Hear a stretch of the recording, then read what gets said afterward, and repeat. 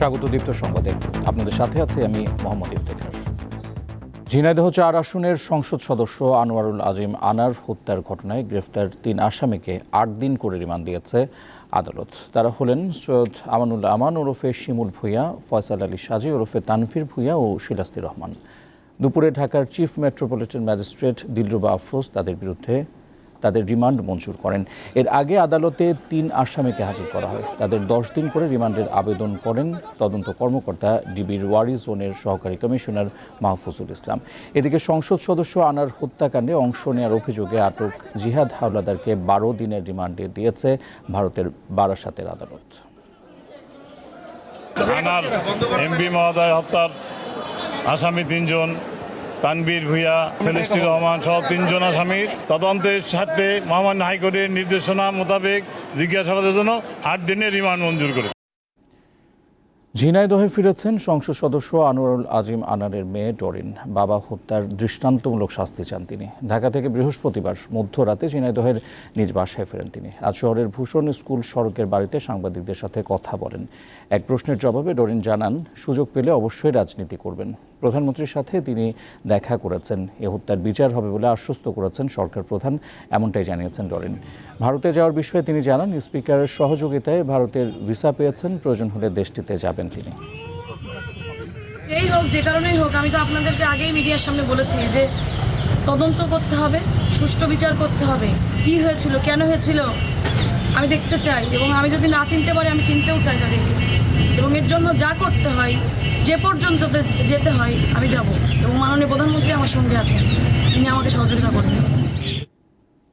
সাবেক সেনাপ্রধান আজিজ আহমেদ এবং পুলিশের সাবেক আইজি বেনজির আহমেদ অপরাধ করে থাকলে সরকারের পক্ষ থেকে কোনো সুরক্ষা দেওয়া হবে না, এমনটাই জানিয়েছেন আওয়ামী লীগের সাধারণ সম্পাদক ওবায়দুল কাদের। সকালে বঙ্গবন্ধু অ্যাভিনিউয়ে সাবেক সংসদ সদস্য মানু মজুমদারের কফিনে শ্রদ্ধা জানিয়ে দলীয় কার্যালয়ে তিনি বলেন, যেই অপরাধ করুক তাকে শাস্তি পেতে হবে। সাবেক সেনা ও পুলিশ প্রধানের কর্মকাণ্ডে সরকারের ভাবমূর্তি ক্ষুণ্ণ হয়েছে কিনা এমন প্রশ্নে আওয়ামী লীগ সাধারণ সম্পাদক বলেন, অপরাধীদের শাস্তি পাওয়ার বিষয়ে সরকার সৎ সাহস দেখিয়েছে কিনা সেটি গুরুত্বপূর্ণ।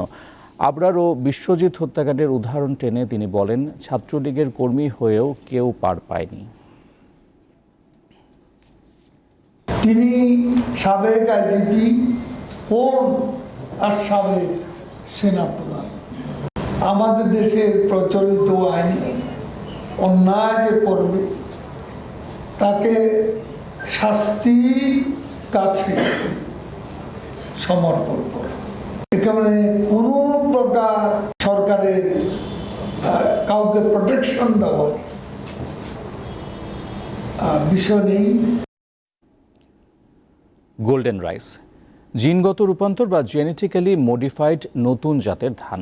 বাংলাদেশে এর অনুমোদন ও চাষ নিয়ে দেখা দিয়েছে বিতর্ক। পরিবেশবাদীরা বলছেন, গোল্ডেন রাইসে স্বাস্থ্য ঝুঁকি রয়েছে যা কৃষকের অধিকার ক্ষুণ্ণ করবে। তবে বাংলাদেশ ধান গবেষণা ইনস্টিটিউট বলছে, এসব অভিযোগের ভিত্তি নেই। কৃষক সহ প্রায় সবার কাছেই খুব জনপ্রিয় একটি ধানের নাম হচ্ছে ব্রি ২৯, যে ধানের ভেতরে ভুট্টার জিন ঢুকিয়ে জেনেটিক্যালি ইঞ্জিনিয়ারিংয়ের মাধ্যমে উদ্ভাবন করা হয়েছে নতুন এক জাতের ধান, যার নাম গোল্ডেন রাইস। এখন এই গোল্ডেন রাইস বাংলাদেশে অনুমোদন তথা চাষ নিয়ে দেখা দিয়েছে বিতর্ক। কিন্তু কেন? জিনগতভাবে রূপান্তর, ভিটামিন এ এবং বিটা ক্যারোটিন সমৃদ্ধ গোল্ডেন রাইস ধানের চাল হবে সোনালী বর্ণের। এর অনুমোদন নিয়ে বিরোধিতা করছেন কৃষি ও পরিবেশবাদীরা। ধান এক ধরনের উদ্ভিদ আর ভুট্টা আরেক ধরনের উদ্ভিদ, দুইটার জিন যখন যাচ্ছে, শুধু কি সে বিটা ক্যারোটিন দিয়েই খান্তে হয়ে বসে থাকবে, আর কি কোনো পরিবর্তন করবে না? এবং এরকম হলে যেটা দেখা গেছে, মানে প্রাণী গবেষণা হলো যে ইমিউনিটি সিস্টেমের উপর বড় ধরনের একটা এফেক্ট হয়, এমনকি বার্থ ডিফেক্ট হয়। অসংখ্য জাতের ধানের এই দেশে গোল্ডেন রাইস অনুমোদনের সময় এখনো আসেনি বলে মনে করেন কেউ কেউ। ধান উৎপাদনে যদি স্বয়ংসম্পূর্ণ হই আমরা, তাহলে এখন প্রোডাকশনের দিক দিয়ে গোল্ডেন রাইসের কোনো প্রয়োজন এখানে নাই। টিল নাও এটা কিন্তু ফার্মার্স লেভেলে এখনো পৃথিবীর কোনো দেশেই যেতে পারে নাই।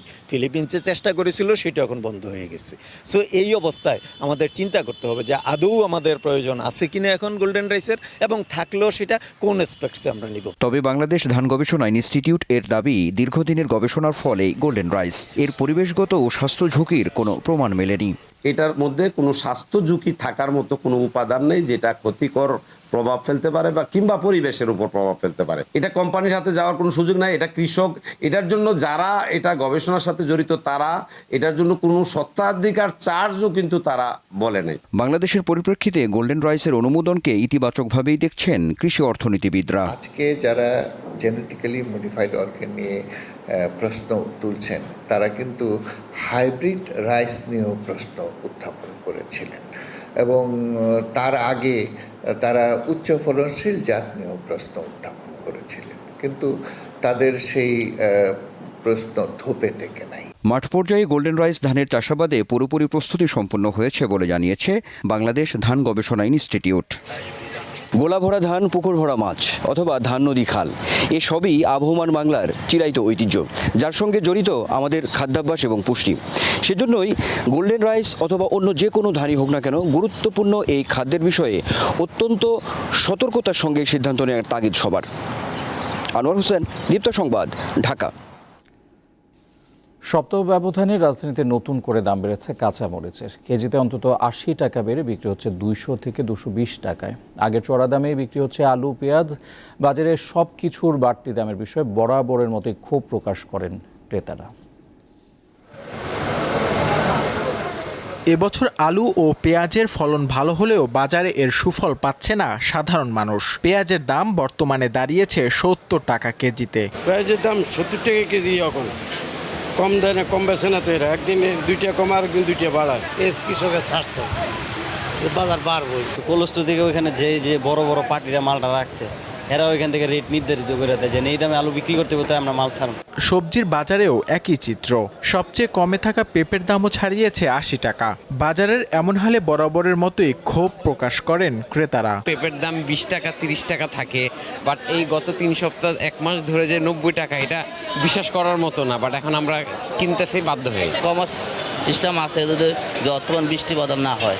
নতুন করে কাঁচা বাজারে ঝাল বাড়াচ্ছে কাঁচা মরিচ। খুচরায় দাম ছুঁয়েছে ডাবল সেঞ্চুরি। পচা মরিচের দাম হলো ওটা মানে ডাকতেছে 60 টাকা, 160 টাকা, আর এটা বাঁচতেছে 180 টাকা। এরকম করলে কি কিনতে পারবে মানুষে? কাঁচা মরিচ আগের তুলনায় এখন একটু বৃদ্ধি পাইছে দাম, এর আমদানি কম কারণে মরিচের দাম দেখে বাড়ছে। সপ্তাহ ব্যবধানে কেজি প্রতি সব ধরনের মাছের দাম বেড়েছে 50 থেকে 100 টাকা।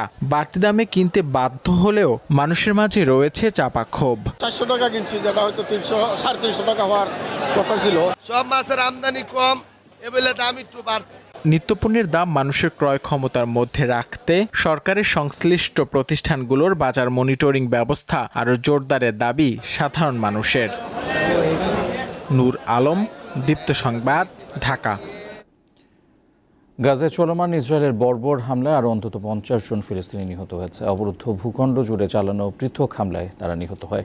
গাজার মধ্যাঞ্চল রাফা ও জাবালিয়ায় বিমান ও স্থল হামলায় হতাহতের ঘটনা ঘটে। ইসরায়েলি হামলার জেরে এখন পর্যন্ত রাফা ছেড়ে পালিয়ে গেছে 8 লাখের বেশি ফিলিস্তিনি। দক্ষিণাঞ্চলীয় শহর রাফায় হামাসের যোদ্ধাদের সঙ্গে ইসরায়েলি সেনাদের ব্যাপক লড়াই চলছে। গাজায় ইসরায়েলের হামলা বন্ধের বিষয়ে হেগে স্থানীয় সময় শুক্রবার আন্তর্জাতিক বিচার আদালত আইসিজের রায় দেওয়ার কথা রয়েছে। দুর্নীতির অভিযোগে বাফুফের অর্থ কমিটির প্রধান সালাম মুর্শিদি সহ 5 জনকে জরিমানা ও শাস্তি দিয়েছে ফিফা। এ বিষয়ে আজ এক বিবৃতিতে নিজেকে নির্দোষ দাবি করেছেন সালাম মুর্শিদি। এতে তিনি বলেন, 8 ফেব্রুয়ারি ভিডিও কনফারেন্সের মাধ্যমে ফিফার নৈতিকতা সংক্রান্ত কমিটির শুনানিতে তার বিরুদ্ধে যে 3টি অভিযোগ আনা হয়েছিল তার 2টি খারিজ হয়ে গেছে। সেখানে নিজস্ব আইনজীবীদের মাধ্যমে যুক্তি উপস্থাপন করেছিলেন তিনি, তবে অর্থ কমিটির প্রধান হিসেবে তাকে ন্যূনতম আর্থিক জরিমানা গুনতে হচ্ছে। আর এই ছিল এখনকার মতো। পরের সংবাদ রাত 11টায় দেখার আমন্ত্রণ রইল। দর্শক, তথ্য বিনোদনের আরও খবর জানতে যুক্ত থাকুন দীপ্ত ডিজিটাল প্ল্যাটফর্মগুলোতে। ধন্যবাদ।